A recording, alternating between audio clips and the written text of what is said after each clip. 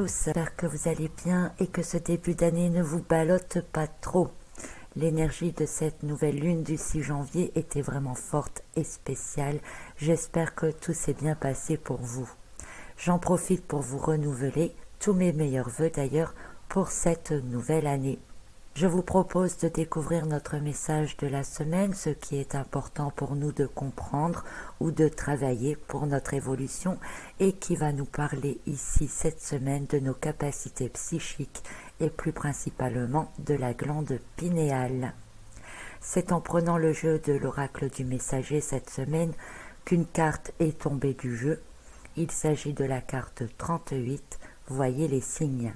Je n'ai donc pas cherché plus loin en me disant que cette lame avait toute son importance et c'est donc celle-ci que nous allons décrypter aujourd'hui pour en découvrir son message dans les énergies du moment.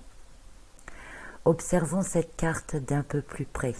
De manière évidente, nous voyons un personnage central dans les tons blancs avec les yeux et le front dans les tons bleus, ce qui peut démontrer une activité cérébrale intérieure, profonde, un regard sur soi, une connexion à soi. Le troisième œil de ce personnage, lui, est largement ouvert et il semble normal. Je veux dire, le fond de l'œil est blanc et l'on voit nettement la pupille. Ceci est important car dans cette représentation, on peut dire que les yeux réels sont comme voilés, ou que ce qu'il voit n'est pas toujours réel ou est occulté, et que l'œil dit invisible est tout à fait capable de voir dans la matière et le monde physique ce qui semble caché au départ. Je ne sais pas si vous me comprenez. Cela voudrait montrer le fait que, par le troisième œil, nous sommes capables de voir des choses dans le monde qui nous entoure que nous ne voyons pas habituellement, ou encore que nous sommes capables de voir des vérités au-delà de certaines apparences. Pour cela, il faut stopper l'interprétation visuelle par le cerveau pour être capable de générer une interprétation par le ressenti. Notre troisième œil actif est tout à fait capable de recevoir des messages tout comme les yeux physiques, sauf qu'il ne voit pas les choses tout à fait de la même manière. Une idée qui d'ailleurs me dit que cette semaine nous pourrions également découvrir de nouvelles vérités. Sur cette lame nous avons aussi le lion et le loup. Le lion jaune, roi du jour, rayonnant, calme et patient mais déterminé. Animal nous invitant à avoir confiance, à s'affirmer. Le loup noir, roi de la nuit, calme et patient, mais attentif, un instinct fort et une intelligence aiguisée. Le loup appelle à vivre plus librement et mettre de la passion dans les activités quotidiennes. En gros, faire ce que vous aimez le plus. Deux animaux puissants régnant sur leur monde animal. Pour le lion, et dominant et protecteur de la meute pour le loup.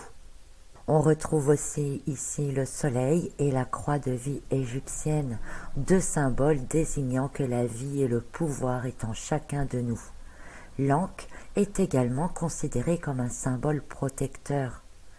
Ces animaux et le soleil et l'ankh, l'ensemble de ces signes m'indiquent que les forces sont en chacun de nous, mais surtout qu'elles sont extrêmement bien protégées. Continuons dans les symboles et les signes, puisqu'après tout, c'est ce que nous demande cette lame par son petit slogan, et nous voyons ensuite clairement un arbre blanc avec 7 branches principales. Ces branches qui sont en fait une extension de la conscience du personnage. Le chiffre 7 n'est pas anodin puisqu'il représente un accomplissement et une fin de cycle, ou un cycle entier, ou encore quelque chose de prêt à fonctionner ou être utilisé. Le nombre de la carte oscille 38, 3 et 8, connexion intérieure intense, mêlée à la réalisation dans la matière. 8 plus 3 qui nous donne 11, 2 chemins possibles et surtout une voie d'ascension. Maître nombre d'une nouvelle évolution, être à l'aube d'une nouvelle ère ou d'une nouvelle voie à suivre. Si l'arbre semble associé à la représentation du cerveau, les branches font penser à toutes les connexions nerveuses, ou une image qui me vient d'ailleurs, c'est la représentation dans le cerveau des parties physiques du corps. Nous y trouvons sur ce dessin ici Mercure, planète de l'intelligence et de la communication. Les triangles, quant à eux, représentent les constructions et les mathématiques, l'intelligence cartésienne. La roue, autre symbole de l'évolution et de l'intelligence. Ainsi, cet arbre et ses branches, s'ils représentent le cerveau et notre capacité à interpréter des signes, alors on peut déduire que ce qui ressemble ici à un œuf, au centre, est notre glande pinéale. Une glande pinéale que l'on voit sur fond de cosmos, de couleur jaune doré, faisant penser à un trésor caché dans le cerveau, dont les connexions d'ailleurs la relient au cerveau. Une indication pour comprendre que notre cerveau est tout à fait capable de recevoir des informations et surtout de les traduire de manière intelligente. Et si le lion et le loup représentent une protection dans le monde physique, le dragon blanc représente lui une grande protection dans le monde invisible, gardien des connaissances de la pureté et de l'unité. En Égypte, le blanc évoque la lumière, notamment celle du soleil, qui arrive à vaincre les forces obscures et aide la nature à revivre. Le blanc est aussi la couleur de ce qui est vierge et qui peut encore tout faire. Ce dragon sur cet arbre peut indiquer que nous avons encore beaucoup à découvrir, beaucoup à vivre, que doit renaître en nous cette force et cette puissance de l'être humain oublié. Une carte qui nous rappelle qu'au-delà de nos 5 sens physiques, nous avons d'autres sens qui ne demandent qu'à être utilisés et que pour cela, il nous faut prêter attention et croire en ce que l'on ressent, en ce que l'on pressent, ce que l'on voit, que les autres ne voient peut-être pas toujours. Une carte indiquant que tout est là en nous et qu'il n'y a qu'à activer. Remarquons encore une chose aussi sur cette carte, il s'agit des feuilles oranges que l'on trouve ici dans le haut de la carte. La couleur orangée est une couleur dynamique, souvent associée à la créativité et à la communication. Elle est porteuse d'optimisme et surtout d'ouverture d'esprit. Une couleur qui montre une activité des énergies supérieures qui nous entourent et agissent pour nous. D'un côté, le orange retombe vers l'arbre cerveau de manière consciente et visible le jour, mais aussi de manière inconsciente ou invisible, par exemple dans les rêves. C'est pourquoi finalement des signes, il y en a partout et tout le temps. Certains y sont réceptifs dans la journée, d'autres plutôt la nuit, d'autres encore les deux, mais ils sont bien présents. Certains symboles passent donc par l'analyse du cerveau pour être compris et amenés à la conscience dans le mental, et remarquez que l'on retrouve ces mêmes feuilles directement sur la tête du personnage. Ceci indique que l'on peut également recevoir des informations indépendamment du mental, par réception directe, des choses que l'on reçoit, perçoit, des connaissances lointaines que l'on sait sans savoir d'où ni quand elles proviennent. Il est donc important de ne pas chercher à mentaliser tout, à chercher des références de tout, mais savoir lâcher prise, savoir accepter ce qui semble impossible, différent, irréel, comme possible et vrai. Alors que peut-on tirer comme enseignement pour nous de cette lame ? Avec les descriptions que je viens de vous donner, peut-être certains d'entre vous en ont déjà tiré leur propre message. Par exemple, par simple compréhension intuitive, d'autres ont peut-être associé des idées pour comprendre ce que cela peut signifier pour eux-mêmes. Dans tous les cas, l'information passe par le cerveau et la traduction que vous en avez passe avant tout par les connaissances et les croyances que vous avez. Finalement, peu importe que vous soyez intuitif ou cartésien, nous sommes tous capables de voir des signes et de les interpréter à notre manière ou de les comprendre à notre manière, avec notre vécu. Et peu importe le chemin parcouru dans ce vécu, le point de destination semble le même, la connaissance est en chacun, la force et le pouvoir est en chacun. Le tout est d'accepter de voir et reconnaître ces signes comme étant importants, vrais et réels. C'est donc une lame pleine de symboles qui, dans son sens premier, nous indique, bien entendu, de voir les synchronicités qui se présentent à nous fréquemment, puisque cette lame s'appelle avant tout « Voyez les signes ». Cette lame demande de rester concentré, actif dans vos recherches et de reconnaître que des signes en sont quand ils se présentent. Admettre que des choses puissent se produire autour de vous et aussi de ne pas renier les intuitions que vous avez, car elles ne vous arrivent pas par hasard. Certaines d'entre elles pouvant très bien vous donner d'ailleurs un bon coup de pouce pour la suite de votre année ou des actions que vous voulez entreprendre dans vos projets. Mais en même temps, cette lame vous demande de prendre le temps, de ne pas vous précipiter ni vous laisser emballer par les énergies environnantes qui sont assez tumultueuses. Une lame qui vous invite à la fois à ne pas réfléchir ni à analyser tout, dès que quelque chose vous paraît très évident. Quand vous savez, c'est tout, pourquoi chercher? Vous n'avez pas besoin non plus de justifier. Si d'autres autour de vous ne voient pas ou ne savent pas encore ce que vous savez et voyez, eh bien cela leur viendra quand ils seront prêts, tout simplement. Il y a des connaissances universelles qui arrivent de plus en plus et chacun les reçoit à son niveau de compréhension. Et dans un sens un peu contradictoire, malgré tout, cette lame vous invite à ne pas hésiter à partager vos intuitions et vos connaissances pour que finalement chacun d'entre vous puisse trouver sa propre vérité. Tout comme l'ensemble des triangles associés ont formé la roue, eh bien vous aussi, vous pouvez associer des signes afin d'en comprendre leur message. J'ai envie de dire aussi en complément pour cette lame que tous les signes qui sont présents, fréquents, et qu'ils sont là aussi pour vous rappeler que vous n'êtes pas seul. Vous pouvez être guidé et aidé, mais si vous vous sentez perdu dans les multiples directions qui vous sont proposées, cela est normal. Pourquoi ? Parce qu'on est obligé de vous laisser le libre choix et le libre arbitre de la direction que vous souhaitez prendre. Plusieurs chemins vous sont ouverts et vous pouvez prendre celui qui semble vous convenir le mieux, parce que chaque chemin est blanc et que donc vous pouvez y écrire l'histoire que vous voulez. Certains ont peut-être la sensation en ce moment de se trouver comme à un carrefour. Ce n'est pas toujours facile de faire les choix, se demandant toujours si on fait les bons d'ailleurs, mais ici ce qui est rassurant c'est que quelque part on vous montre que tous les choix sont bons. Et que si on met des signes et des différentes ouvertures devant vous, c'est que vous pouvez aller dans ce que vous voulez. Il est vrai qu'avec les énergies environnantes des astres, nous avons vu que tout au long de ce cycle lunaire, beaucoup de choses remontent, se montrent et s'activent. Et sachez que la glande pinéale s'active elle aussi. Il faut alors être observateur et vigilant, savoir prendre le temps de voir et de se connecter à soi pour choisir la branche qui vous conviendra le mieux. D'ailleurs, avec les papillons de chaque côté, on peut dire que vous alliez à droite ou que vous alliez à gauche, eh bien vous allez automatiquement vers une transformation et une élévation.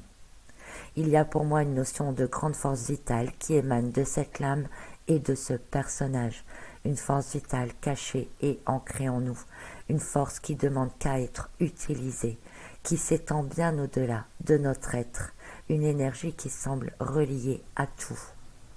Alors je n'ai pas parlé de la colombe que l'on voit au premier plan. Pour l'histoire, la colombe est avant tout un messager. Bien qu'elle soit associée à l'image de la paix, elle parle surtout de délivrance. C'est la colombe qui, en apportant une branche d'olivier à Noé, lui fit comprendre que, pas très loin, la terre n'était plus sous les eaux et qu'il pourrait, avec encore un peu de patience, bientôt revenir sur la terre ferme, revivre et évoluer autrement. C'est ainsi que la colombe devint tout d'abord porteuse d'espoir en symbolique. Cette carte pourrait alors indiquer, pour conclure, que la délivrance est en chacun de nous et que le mental doit passer à un niveau supérieur pour ne plus être au service de la matière, mais amener l'esprit dans la matière. Si la glande pinéale est au cœur du cerveau et qu'elle est représentée ici sous la forme d'un œuf de dragon, hyper protégé comme un trésor, c'est qu'il est temps pour nous tous de l'activer. Elle est en quelque sorte la branche que la colombe apporta à Noé, nous indiquant la direction à prendre pour comprendre, se développer et évoluer, tout comme Noé suivant la colombe et arriva finalement sur la terre ferme. Nous avons 3 totems ultra puissants ici pour protéger ce trésor, avec le lion, le loup et le dragon. Ce n'est pas pour rien. Nous avons donc pour résumer une grande puissance intérieure qui ne demande qu'à s'exprimer, être explorée et libérée. Nous sommes protégés autant dans le visible que dans l'invisible. Il faut savoir faire taire le mental pour accéder à une connexion directe entre la glande pinéale et les énergies qui nous entourent. Utiliser le mental pour comprendre ces énergies. Et pour terminer, j'ai envie de dire qu'il est temps d'ouvrir l'œil et le bon. Alors, j'irai ensuite 2 autres cartes que je pensais vous interpréter dans la continuité de la carte précédente. Cependant, au moment de les interpréter, je me suis rendu compte que ces 2 cartes n'étaient pas tirées par hasard et qu'elles avaient ici une autre fonction. Et en fait, le but de ces 2 cartes, ça va être de vous laisser choisir la carte que vous voulez. Alors, je vous propose donc de choisir soit la carte de gauche, soit la carte de droite, en vous connectant intérieurement à votre ressenti et sans vous poser aucune question.